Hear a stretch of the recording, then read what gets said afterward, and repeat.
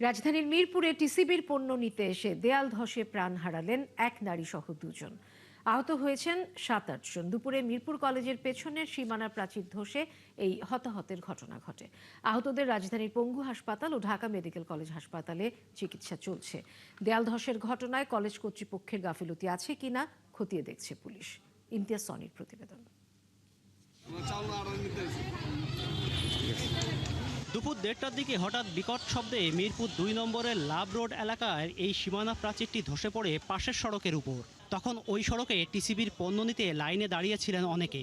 দেওয়ালের নিচে চাপা পড়ে আহত হন কয়েকজন। হঠাৎ আমরা শুনতে পারতেছি যে একটা আওয়াজ আসছে। আমরা প্রথমে ভাবছি ট্রান্সমিটারটা ফাটছে। ট্রান্সমিটার ফাটছে, তা আমরা ওইখান থেকে বাইরে হয়েছি, বাইরে নেওয়ার সাথে সাথে যে দেখো দেওয়ালটা পড়ে গেছে। তা যে পড়ে গেছে আমরা সবাই দোকানদাররা মিললা দৌড় দিছি। দৌড় দিয়ে এই জায়গায় আহত ছিল, ওই জায়গায় আহত ছিল, সব জায়গায় আহত ছিল। ওই যে ওনার বোন বললো, আমরা মনে করেন 2-3 জন উঠাইছি। তারপর শেষে দেখি যে ওনার বোন ওই ইটগুলো আছে বড় বড়, ওইটির নিচে চাপা পড়ে গেছে। বেশি লোক ছিল না, 50-60 জন লোক হইবে মহিলারা, আর পুরুষও একুলে। সেই দিতে আছে, আপনি মাল দিতে আছে। আমি ওই পর্যন্ত গেছি, আর মধ্যে শব্দ পাইছে, আমি এই এক্সিডেন্ট হয়েছে, ও দেখতে পাই না, আমি একুলে আইনি, আমি ওখানে দাঁড়াই গেছি। বোন চাল নিব 1 বস্তা, তো আমারও বলছে যে তুই জাগা, আমি পরে চালের বস্তা নিয়ে যাম। যাওয়ার 5 মিনিট পরে কাহিনীটা হয়েছে। আমার চাচাতো বোন। স্থানীয়দের অভিযোগ, দীর্ঘদিন ধরে ঝুঁকিপূর্ণ অবস্থায় থাকা প্রাচীরটি সংস্কার না করায় এই দুর্ঘটনা হয়েছে। এই ওয়ালটাতে কোনো পিলারই নাই। একটা পিলার ছাড়া তো আসলে আপনার রড পিলার ছাড়া তো একটা ইমারত টিকে থাকতে পারে না। অবস্থা যত খারাপের দেওয়ালেতে, এটা তো খুব ঝুঁকিপূর্ণ। আজকে 20 জন মরছে, কালকে তো আরো জন তো মরতে পারে। তো তারা যে কলেজের লোক, এরকম তাদের কিন্তু একটা ব্যবস্থা নেওয়া তাদের উচিত ছিল। এটা ঝুঁকিপূর্ণ। দুর্ঘটনার পরপরই স্থানীয়রা উদ্ধার কাজ শুরু করেন। ধ্বংসস্তূপ সরিয়ে আহত 7-8 জনকে দ্রুত আগারগাঁওয়ের পঙ্গু হাসপাতাল ও ঢাকা মেডিকেল কলেজ হাসপাতালে নেওয়া হয়। চিকিৎসকরা জানান, পঙ্গু হাসপাতালে আসার আগেই নাসিমা আক্তার নামে এক নারীর মৃত্যু হয়। অপরজন মারা যায় ঢাকা মেডিকেলে। আমাদের এখানে এখন পর্যন্ত 8 জন রোগী এসেছে। এর মধ্যে 1 জন মারা গেছে, সেটা এখানে হাসপাতালে আসার আগেই মারা গেছে। বাকি 7 জনের মধ্যে 2 জনের অবস্থা একটু ক্রিটিক্যাল। প্রাচীর ধসে পড়ার ঘটনায় কলেজ কর্তৃপক্ষের কোনো বক্তব্য না পাওয়া গেলেও এ বিষয়ে তাদের কোনো গাফিলতি আছে কিনা খতিয়ে দেখা হবে বলে জানিয়েছে পুলিশ। এসব তথ্য আমরা পাচ্ছি, এগুলো আমরা পরবর্তীতে পূর্ণাঙ্গ তদন্ত করে আমরা এই বিষয়ে ব্যবস্থা নেওয়া হবে। এ ঘটনায় এলাকায় নেমে এসেছে শোকের ছায়া। দুর্ঘটনার প্রকৃত কারণ অনুসন্ধানের দাবি স্থানীয়দের। ইমতিয়াজ সনি, 71, ঢাকা। জ্বালানি সংকট সমাধানে মালয়েশিয়ার সহায়তা চেয়েছে সরকার। এজন্য দেশটির প্রধানমন্ত্রী আনোয়ার ইব্রাহিমের সাথে কথা বলেছেন প্রধানমন্ত্রী তারেক রহমান।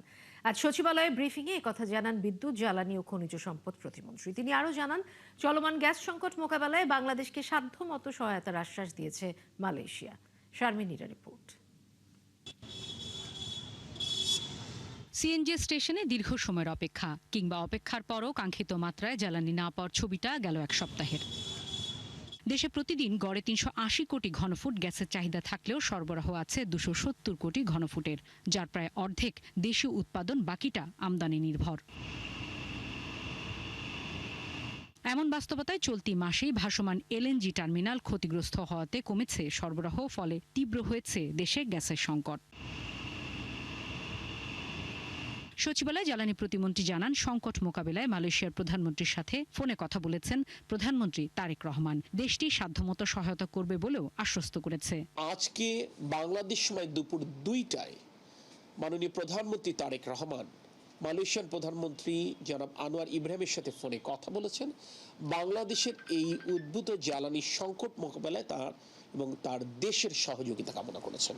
আনোয়ার ইব্রাহিম মাননীয় প্রধানমন্ত্রীকে আশ্বস্ত করেছেন তার তরফ থেকে এবং তার দেশের তরফ থেকে এই সংকট নিরসনে যা কিছু করার সুযোগ রয়েছেন তিনি দ্রুততম সময়ের মধ্যে তার টিমের সাথে কথা বলবেন, সংশ্লিষ্ট মন্ত্রণালয়ের সাথে কথা বলে মাননীয় প্রধানমন্ত্রীকে অবহিত করবেন। তিনি বলেন, এলএনজি টার্মিনালের সংস্কারের মধ্যে আগামী সপ্তাহের শুরুতেই কিছুটা, আর তার পরের সপ্তাহে আগের মতো সরবরাহ নিশ্চিত করা সম্ভব হবে। বর্তমানে এফএসআরইউ যে সমস্যা, অর্থাৎ তারা প্রতিদিন প্রায় 500 থেকে 600 মিলিয়ন ঘনফুট গ্যাস সাপ্লাই করতেন। আমরা আশা করছি আগামী সপ্তাহের প্রথমে এখান থেকে আমরা ইনশাআল্লাহ 280 থেকে 300 মিলিয়ন ঘনফুট তারা গ্যাস সরবরাহ করতে সমর্থ হবেন এবং পরের সপ্তাহের শেষের দিকে বাকিটা অর্থাৎ পুরো এফএসআরইউ তারা ফাংশনাল করতে পারবেন। বলেন, জ্বালানি সংকট মোকাবেলায় দীর্ঘমেয়াদী পরিকল্পনা নিয়ে কাজ করছে বর্তমান সরকার। জাপানিজ একটা টিম অর্থাৎ জাপানিজ প্রধান। শারমিন মীরা, ৭১, ঢাকা। দেশের ২৩তম রাষ্ট্রপতি নির্বাচনের জন্য প্রস্তুত নির্বাচন কমিশন। রাষ্ট্রপতি নির্বাচন নিয়ে সকালে সংসদ ভবনে ভারপ্রাপ্ত স্পিকার কায়সার কামালের সঙ্গে বৈঠক শেষে একথা বলেন প্রধান নির্বাচন কমিশনার AMM নাসিরউদ্দিন। এ সময় সিইসি জানান, রাষ্ট্রপতি নির্বাচন নিয়ে প্রাথমিক আলোচনা হলেও দিনক্ষণ এখনো চূড়ান্ত হয়নি। ভোটার তালিকার জন্য এরই মধ্যে সংসদ সচিবালয়ে চিঠিও দিয়েছে ইসি। সংবিধানে নির্ধারিত সময়ের মধ্যেই হবে রাষ্ট্রপতি নির্বাচন। আরও জানাচ্ছেন সাজিদ সরকার। সাবেক রাষ্ট্রপতি মোহাম্মদ শাহাবুদ্দিনের বিদায়ের পর নতুন রাষ্ট্রপ্রধান নির্বাচনের প্রক্রিয়া শুরু করেছে নির্বাচন কমিশন। এরই অংশ হিসেবে মঙ্গলবার সকাল 11টায় সংসদ ভবনে স্পিকারের কার্যালয়ে চলে এই বৈঠক। এ সময় সিইসি সহ ৩ নির্বাচন কমিশনার, ইসি সচিব ও সংসদ সচিবালয়ের সচিব উপস্থিত ছিলেন। বৈঠক শেষে সিইসি বলেন, রাষ্ট্রপতি নির্বাচন নিয়ে ভারপ্রাপ্ত স্পিকারের সঙ্গে বিস্তারিত আলোচনা হয়েছে। নির্বাচনের জন্য ইসি পুরোপুরি প্রস্তুত আছে বলে জানান CEC. Chief election commissioner is the returning officer, নির্বাচনী কর্মকর্তা হিসেবে কাজ করেন। তো এমন সব কিছু কিন্তু ইলেকশন যদি হয় তাহলে এখানেই হবে। আর যদি ক্যান্ডিডেট যদি সিঙ্গেল থাকে, কোনো প্রতিযোগিতা যদি না হয়, তাহলে তার ইলেকশনের দরকারই নেই। সেটা দেখা যাবে। তবে আমরা দিনক্ষণ এবং বিস্তারিত আমরা গেজেট আকারে প্রকাশ করব। তিনি আরও জানান, ভোটার তালিকার জন্য সংসদ সচিবালয়ে চিঠি দেওয়া হয়েছে। নির্ধারিত সময়ের মধ্যেই তফসিল ঘোষণা করবে ইলেকশন কমিশন। ভোটার তালিকা হয়েছে, ভোটার তালিকা নিয়ে বলেছে, আমরা চিঠি দিয়েছি, ওনারা আমাদের কাছে ভোটার তালিকাটা দিবেন। দিলে এটা যত দ্রুত সম্পর্ক ওনারা দিবেন। আমরা আজকে চিঠি দিয়েছি ওনাকে। সংসদ অধিবেশনের মধ্যে কি নির্বাচন হবে স্যার? সংসদ অধিবেশনের মধ্যে কি রাষ্ট্রপতি নির্বাচন করা সম্ভব? না, সংসদ থাকলেও অসুবিধা নেই, না থাকলেও অসুবিধা নেই। সাতক্ষীরা 4 আসনের সংসদ সদস্য গাজী নজরুল ইসলামের বিষয়ে জানতে চাইলে সিইসি বলেন, সংসদ থেকে চিঠি পেলে তার বিষয়ে ব্যবস্থা নেবে কমিশন। সাতক্ষীরার বিষয়টি আলোচনার বিষয়বস্তু ছিল না। আমরা শুধুমাত্র প্রেসিডেন্ট নির্বাচন নিয়ে আলোচনা করার জন্য এসেছিলাম। আইন অনুযায়ী যেটা একটা পরামর্শ করা লাগে, ওইটা সাতক্ষীরা নিয়ে কোনো আলোচনা হয়নি। পরে নির্বাচন কমিশনে বৈঠকের বিষয়ে ব্রিফ করেন নির্বাচন কমিশন সচিব।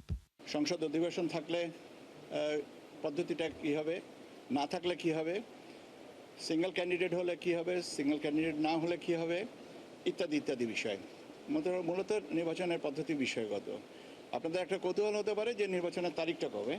এই তারিখ সম্পর্কে কোনো আলোচনা হয়নি, এবং যখন আলোচনা হবে বা তারিখটা নির্ধারিত হবে বা তফসিল ঘোষণার বিষয়টা আসবে, আমরা আপনাদেরকে তাৎক্ষণিকভাবে জানিয়ে দেব। গুরুতর অসুস্থতার কথা জানিয়ে 24 জুলাই শুক্রবার বিকেলে রাষ্ট্রপতি মোহাম্মদ শাহাবুদ্দিন পদত্যাগ করেন। পদত্যাগের পরবর্তী 90 দিনের মধ্যে রাষ্ট্রপতি নির্বাচন করার সাংবিধানিক বাধ্যবাধকতা রয়েছে। সেক্ষেত্রে 22 অক্টোবরের মধ্যে নির্বাচন করতে হবে। সাজিদ সরকার, ৭১, ঢাকা। ফ্যাসিস্ট শেখ হাসিনার মতো বর্তমান সরকারও নির্বাচন কমিশনকে পুরোপুরি দলীয়করণ করেছে বলে মন্তব্য করেছেন বিরোধী দলীয় চিফ হুইপ নাহিদ ইসলাম। এই কমিশনের অধীনে কোনোভাবেই স্থানীয় সরকার নির্বাচন সম্ভব নয় বলেও জানান তিনি। মঙ্গলবার বিকেলে গণস্বাস্থ্য নগর হাসপাতালে সাদা অ্যাপ্রনের সাহস ও জুলাইয়ে অদৃশ্য বীরেরা স্মরণ সভায় যোগ দিয়ে এসব কথা বলেন নাহিদ ইসলাম। সকল প্রতিষ্ঠান যেমন দলীয়করণ করছে, মেডিকেল সেক্টরকেও দলীয়করণ করছে, অলরেডি করে ফেলেছে। কারণ দলীয়করণ করলে তার দুর্নীতি করতে সুযোগ সুবিধা হয়, এবং মানুষ যে সুযোগ সুবিধাটা পাচ্ছে না সেটার বিরুদ্ধে যে কথা বলে বা ডাক্তাররা কথা বলে, সেই কথাগুলো বন্ধ করে দেওয়া হয়।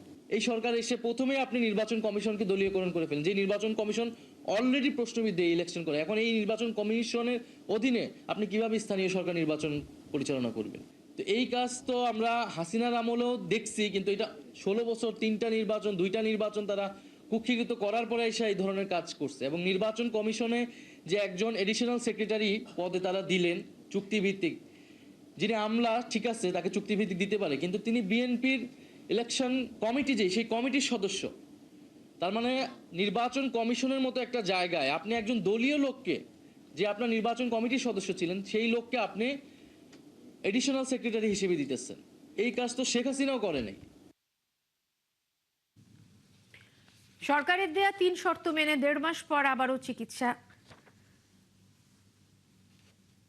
দেড় মাস পর আবারও চিকিৎসা সেবা কার্যক্রম শুরু করেছে মগবাজারের আদ্দিন হাসপাতাল। শিশু মৃত্যুর ঘটনার পুনরাবৃত্তি ঠেকাতে নিরাপদ ও মানসম্মত চিকিৎসা সেবা নিশ্চিত করার প্রতিশ্রুতি দিয়েছে হাসপাতাল কর্তৃপক্ষ। একই সাথে অতীতের অনাকাঙ্ক্ষিত দুর্ঘটনার জন্য দুঃখ প্রকাশও করেছেন তারা। আরও জানাচ্ছেন মেহেদী হাসান। 6 নবজাতকের মৃত্যুর ঘটনায় দেড় মাস আগে রাজধানীর মগবাজারের আদ্দিন হাসপাতালের লাইসেন্স বাতিল করেছিল স্বাস্থ্য অধিদপ্তর। হাসপাতালটির লাইসেন্স বাতিলের সেই সিদ্ধান্ত প্রত্যাহার করে তাদের আবারও কার্যক্রম পরিচালনার অনুমতি দিয়েছে সরকার। তবে হাসপাতালটিকে সরকারের পক্ষ থেকে 3টি শর্তে দেয়া হয়েছে। এসব শর্ত মেনে মঙ্গলবার থেকে আবারও চিকিৎসা দেওয়া শুরু করেছে মগবাজারের আদ্দিন মেডিকেল কলেজ হাসপাতাল। সকাল থেকেই সেখানে চিকিৎসা নিতে আসছেন অনেক রোগী।